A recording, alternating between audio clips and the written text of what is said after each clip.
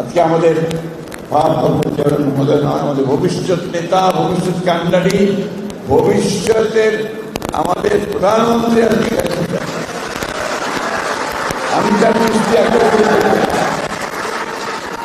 আমি তার আরে ভাই স্লোগান দিও না, স্লোগানের রাজনীতি বাদ দিতে হবে। প্লিজ প্লিজ প্লিজ স্লোগানের রাজনীতি বাদ দিতে হবে।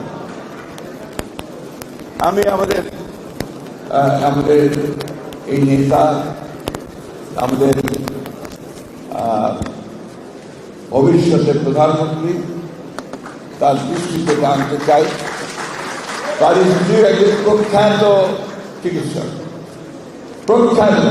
আপনাদের এখান থেকে তিনি গ্র্যাজুয়েশন করেছেন।